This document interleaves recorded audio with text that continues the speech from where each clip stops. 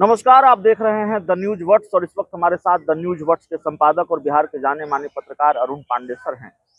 उपेंद्र कुशवाहा की उम्मीद जनता दल यूनाइटेड से टूट गई। नीतीश कुमार ने विधान परिषद की खाली सीट पर भेज दिया भगवान सिंह कुशवाहा को। फैसला ले लिया है, नाम पर मुहर लग गई है, आधिकारिक ऐलान बाकी है। 2 जुलाई को संभवतः भगवान सिंह कुशवाहा नामांकन करेंगे। अब उपेंद्र कुशवाहा की उम्मीद भारतीय जनता पार्टी से टिकी हुई है। भारतीय जनता पार्टी से उनको आखिरी उम्मीद है। विधान परिषद नहीं तो क्या राज्यसभा, और राज्यसभा के उम्मीदवार के नाम का ऐलान नहीं हुआ है। एनडीए कोटे से राज्यसभा कौन जाएगा उन 2 सीटों पर जो खाली हुई है, तो उन्हीं 2 सीटों पर अब उम्मीद उपेंद्र कुशवाहा की टिकी हुई है।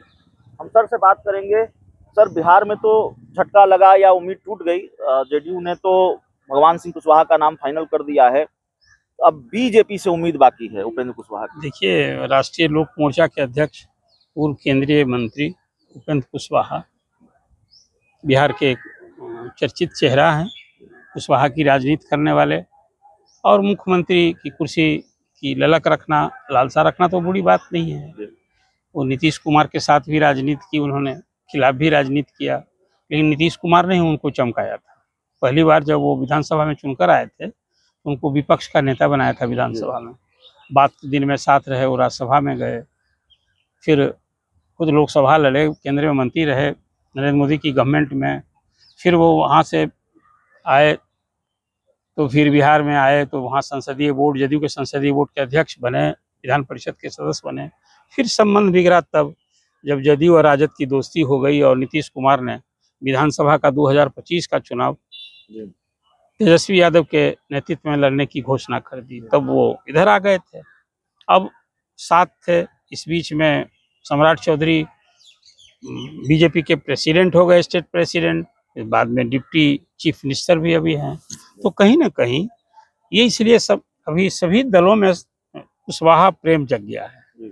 बिहार में जो राजनीति में जात की सच्चाई है, उसमें यादव के बाद 14.5% यादव हैं, तो लगभग 4.5%, 5% कुशवाहा की आबादी है, जो जातीय गणना की रिपोर्ट के हिसाब से मैं बोल रहा हूँ।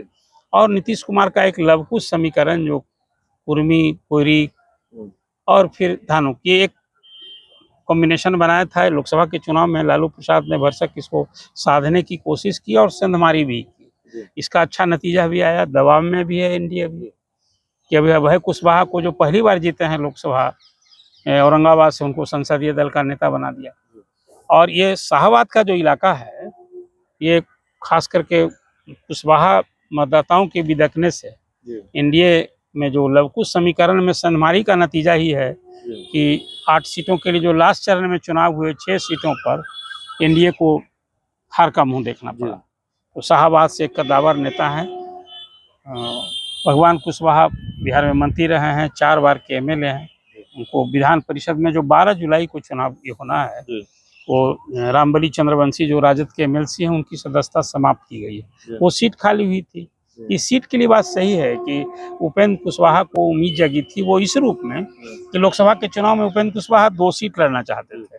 तो बीजेपी के जो बिहार के प्रभारी हैं, महासचिव विनोद तावरे, उन्होंने उनसे बात की थी, भरोसा दिलाया था कि आप तो 1 सीट के लिए लड़िए, 1 सीट परिषद में जो खाली है वो आपको मिलेगी। अब वो संजोग ऐसा रहा कि वो चुनाव हार गए। अभी वो जीते होते तो केंद्रीय मंत्री होते।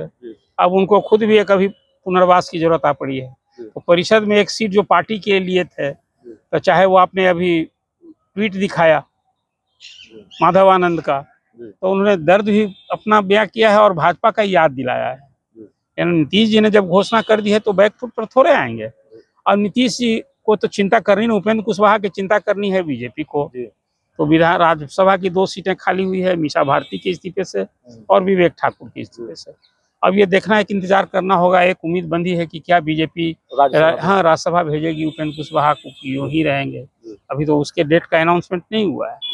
लेकिन पॉलिटिक्स में देखिए, उम्मीद ही पर सब राजनीति होती है। एक जगह तो झटका लगा, आप ठीक ही आपने कहा कि विधान परिषद में जो वादे के अनुरूप सीट नहीं मिली, इसको झटका ही कहेंगे। वो झटका नीतीश जी ने दे दिया। अब उसके बाद नीतीश कुमार ने भी लवकुश समीकरण को संवारने के लिए फैसला लिया है। तो उपेंद्र कुशवाहा का आखिर क्या होगा? जो आपने एक राजनीतिक पुनर्वास की बात की, मुआवजा और हर्जाने की बात की, मैं मानता हूँ पुनर्वास की बात होगी। जी। उसमें हरियाणा जनता के बीच वो गए, तीसरी सीट जगह उनकी काराकाट से वो एमपी रह चुके थे जी। और दूसरे वहाँ इस नंबर बार पर के चले चुनाव में तीसरे नंबर, तब तो उनके खुद के राजनीतिक पुनर्वास की स्थिति आ गई है। जी। और हरियाणा को किस बात की? जी। भी पवन सिंह की तरफ यदि आपका इशारा है तो पवन सिंह तो बागी बन के चुनाव लड़े, जी। भाजपा ने उन्हें पार्टी से निकाल दिया। जी। ये सही है कि पवन सिंह के कारण जी। 3-4 सीटों का भाजपा एनडीए को नुकसान हुआ है जी। उस इर्द गिर्द के क्षेत्रों में। जी। और इसके पहले सच पूछिए, जो औरंगाबाद में पहले चरण में चुनाव हुआ था, जी। जहाँ की बीजेपी के कैंडिडेट थे सुशील सिंह और इधर है कुशवाहा, तो कास्ट जिसको कहते हैं ना, कास्ट में राजनीतिक प्रतिद्वंदता तो वहीं से शुरू हो गई। जी। और वहाँ आपने देखा कुशवाहा और एनडीए, खासकर जो लालू जी का वोट बैंक है, सब साथ वोट दिया तो बीजेपी की हार हो गई वहाँ। जी। उसका एक असर ट्रेवल किया, फिर पवन सिंह आ गए तो वो आग में घी का काम हुआ। और आरा, बक्सर, काराकाट, सासाराम, सिर्फ यही नहीं एनडीए हारा, जी। जो राम कृपाल यादव की जो सीट थी पाटलिपुत्रा, वहाँ भी हार का। तो मुझे लगता है कि इन सब चीज़ को ध्यान में रख करके ही नीतीश कुमार ने भगवान कुशवाहा को कैंडिडेट बनाया है, जो शाहाबाद के मजबूत चेहरा हैं कुशवाहा जाति के। जी। और अब जहाँ तक उपेंद्र कुशवाहा का सवाल है तो चिंता बीजेपी को करनी है। जी। एक उम्मीद अभी बंधी है कि वहाँ उपेंद्र भेजा। कुशवाहा की चिंता बीजेपी को करनी है, जेडीयू चिंता क्यों करे, और जेडीयू ने तो फैसला ले लिया है, भगवान सिंह कुशवाहा के नाम पर विधान परिषद के लिए मुहर लगा दी है। बहुत बहुत धन्यवाद।